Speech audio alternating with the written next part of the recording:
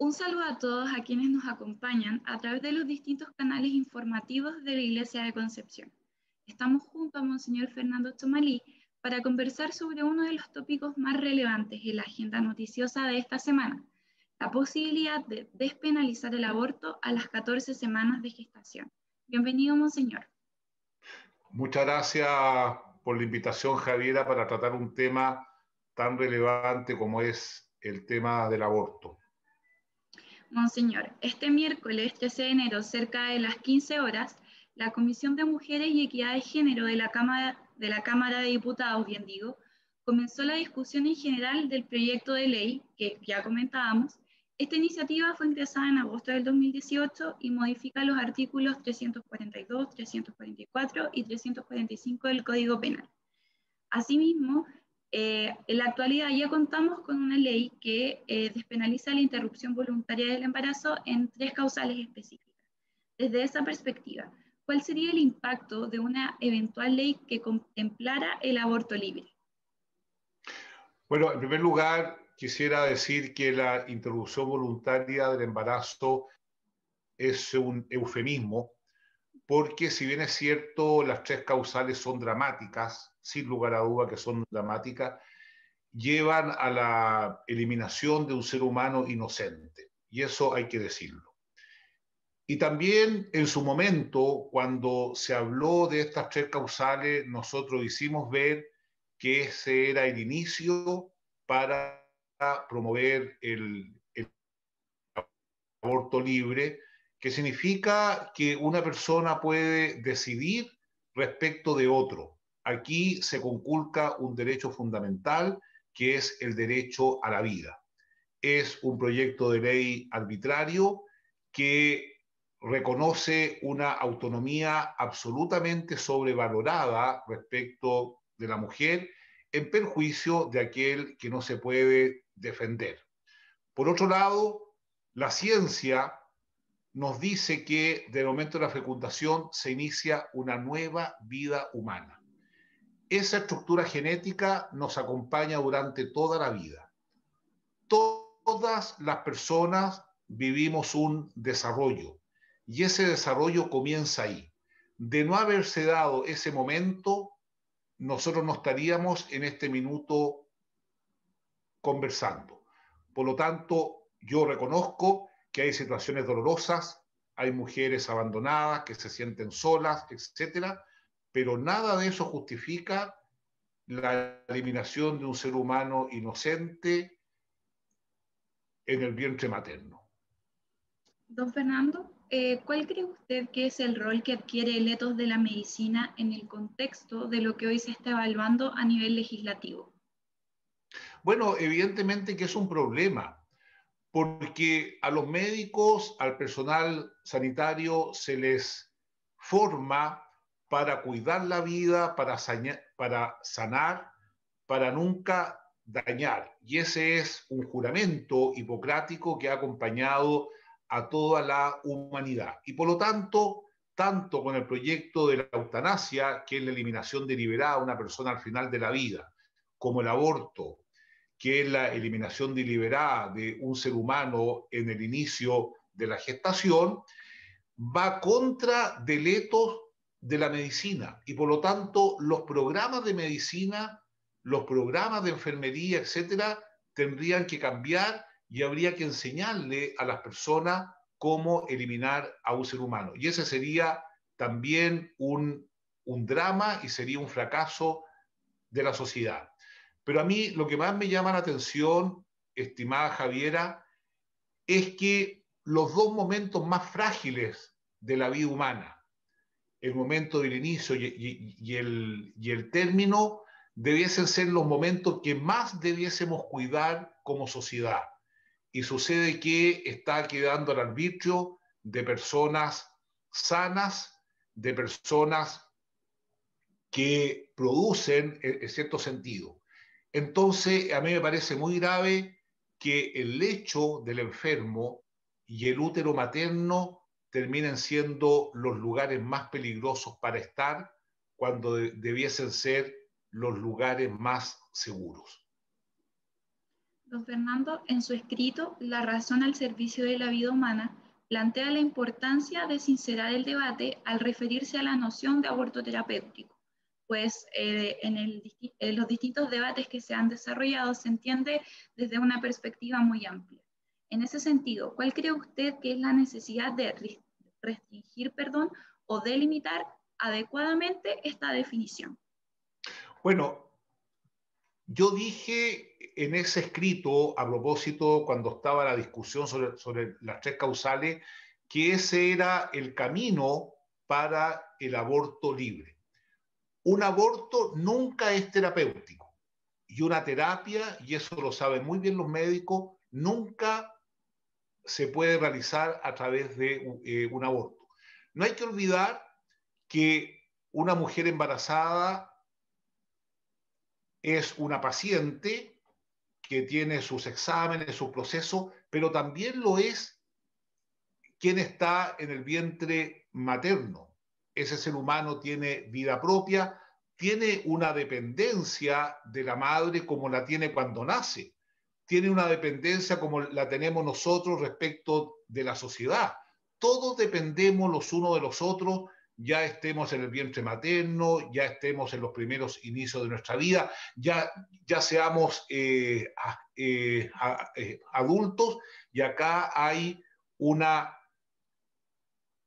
la fuerza de la razón está dejada de lado y se está optando por la razón de la fuerza. De hecho, una mujer embarazada, cuando se procura un aborto, sigue siendo madre. Lo que pasa es que ese niño termina muerto. Y eso lo encuentro muy, muy grave, porque de hecho, todas las personas que están discutiendo este proyecto fueron lo que hoy día se pone en duda. Todas tuvieron 14 semanas de gestación y a todas se les permitió vivir.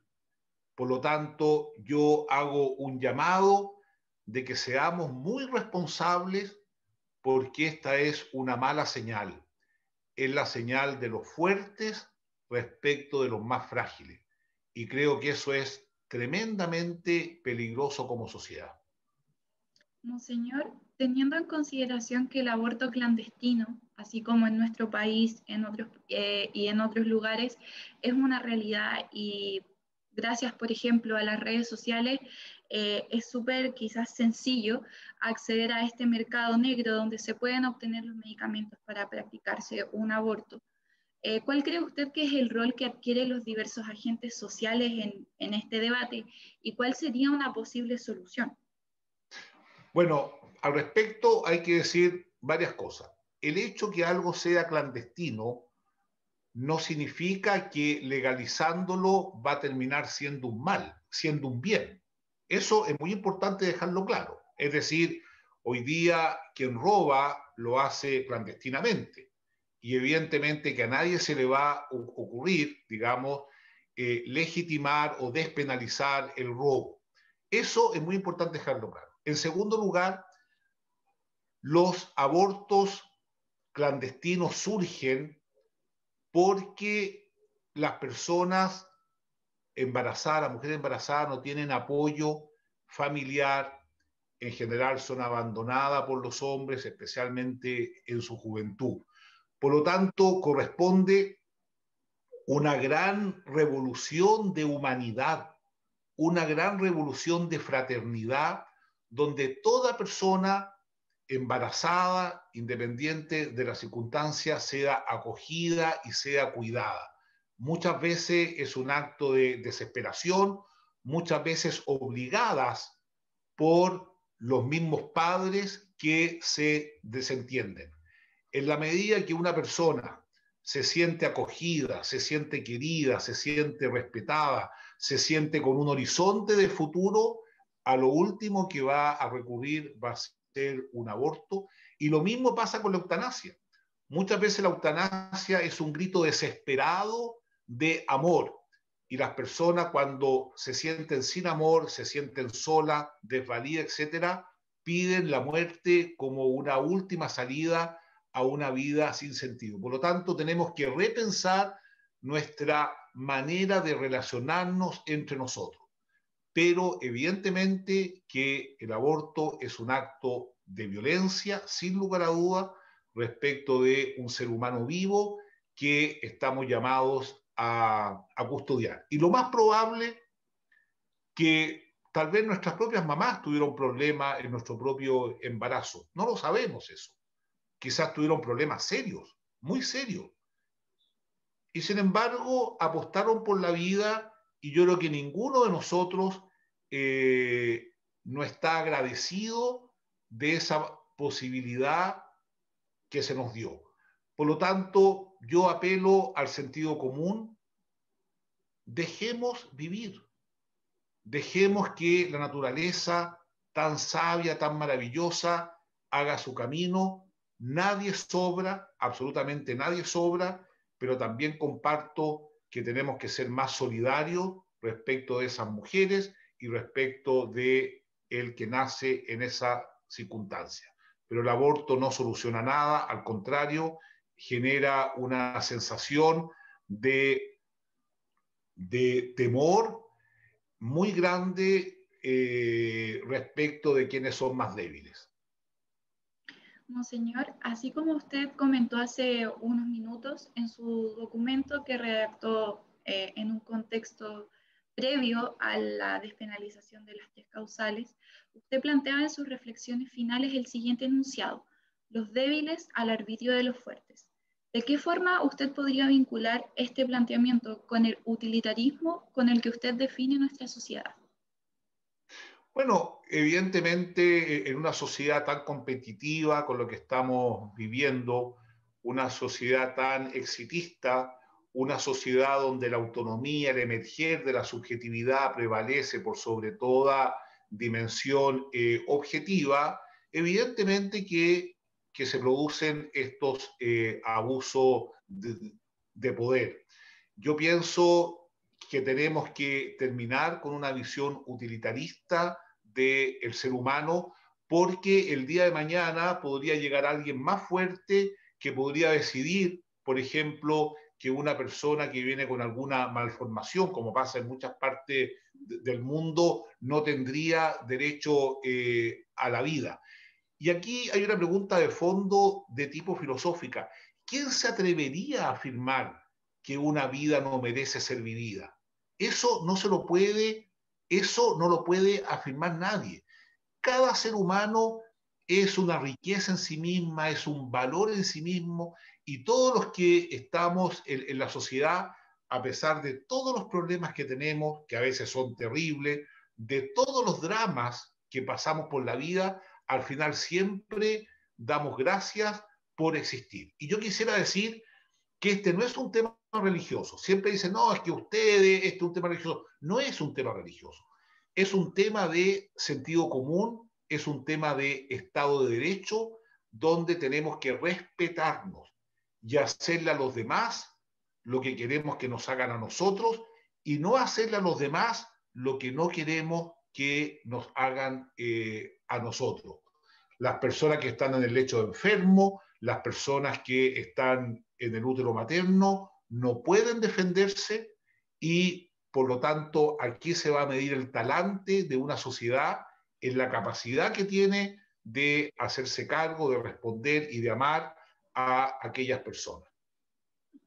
Monseñor, uno de los conceptos que se ha manejado bastante a lo largo de este debate, incluso desde que empezó la discusión en torno a las tres causales, se vinculaba con el concepto de libertad.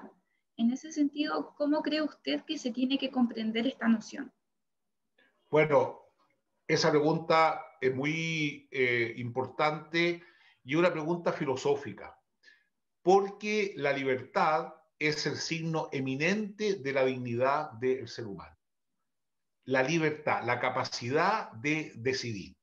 Y una decisión auténticamente humana es una decisión auténticamente libre, es una decisión que está vinculada a la verdad y al bien. Una libertad que busca la verdad y el bien es una libertad auténticamente humana. Una libertad que no está orientada a la verdad y al bien termina siendo una esclavitud. Si tú me dices, por ejemplo, que un médico, una enfermera, un personal de salud, que en este minuto están haciendo unos esfuerzos extraordinarios para salvar la vida de personas que están con COVID, esas personas son auténticamente libres, porque descubren que hay un bien, que es cuidar la vida, vinculado a una verdad.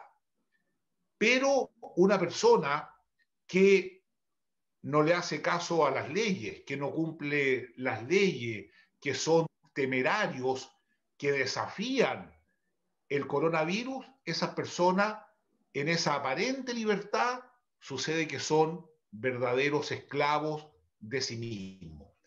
Una libertad auténticamente humana está vinculada a la verdad y está vinculada al bien.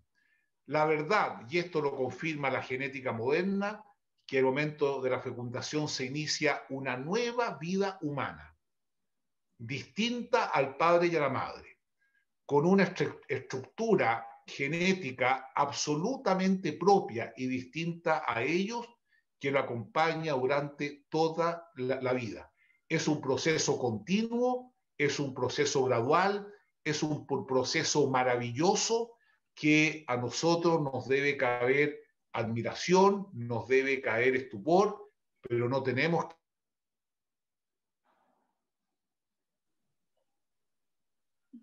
Don Fernando, ya estamos llegando al final de esta entrevista y para finalizar quisiera preguntarle, hace unas semanas estuvimos reunidos aquí conversando sobre la eutanasia en Chile. Usted mencionaba que la información y una adecuada formación respecto de estos temas tienen un rol de suma importancia. En ese sentido, ¿cuál es la relevancia de fundar el diálogo y el debate en el conocimiento científico y no en la afectividad? Yo creo que es muy importante tener diálogos con altura de miras, diálogos donde se introduzca todo el aporte que hace la ciencia, todo el aporte que hace la sociología, todo el aporte que hace la psicología. El trauma de las mujeres que han abortado las acompaña durante toda su vida. Y hay muchos estudios psiquiátricos al respecto. Desde ese punto de vista, yo espero que la razón prevalezca por sobre la pasión. Espero que esto no sea una prueba de fuerzas entre distintos grupos, sino que haya serenidad de espíritu, que comprendamos también, en esto hay que ser bien honesto, que comprendamos también el drama de muchas mujeres que se sienten muy solas, muy abandonadas de la sociedad cuando están embarazadas, pero que pongamos el foco ahí. Lo mismo respecto a las personas en el lecho de enfermo, que son personas que se sienten tremendamente solas, no hay una estructura de cuidados paliativos adecuado, y en la medida que haya mayor formación, mayor humanidad, mayor amor, mayor comprensión, evidentemente que vamos a alejar el aborto y también vamos a alejar la eutanasia en Chile y podremos vivir como hermanos, y eso evidentemente que requiere también mayor justicia social, mayor equidad y mayor humanidad en la cual todos tenemos que colaborar. Bueno, monseñor, estamos llegando al final de esta entrevista y en primer lugar queremos agradecer a todas las personas que nos acompañaron a través de los distintos canales informativos de la Iglesia de Concepción y también le agradecemos a usted por ser partícipe de esta instancia. Yo creo mucho en la razón humana, la fe que profeso, que forma parte integrante de mi vida y a la cual le he dedicado la vida, no obstaculiza la razón, sino que le da un nuevo vuelo, pero yo estoy convencido que cualquier persona, creyente o no creyente, y creyente de distintas religiones, que busca con sinceridad de corazón la verdad, se va a dar cuenta que el aborto no solamente no soluciona nada, sino que trae muerte. Y en este minuto donde estamos tan sensibles frente a la fragilidad humana, frente a la vulnerabilidad humana, creo que podemos reconsiderar ese proyecto de ley que sin lugar a duda no va a ayudar a una sociedad más fraterna, lo único que va a hacer es fracturarla más aún de lo que está. Muchas gracias por la entrevista. De nada, monseñor. Esperamos vernos pronto y un abrazo a la distancia a todos nuestros seguidores.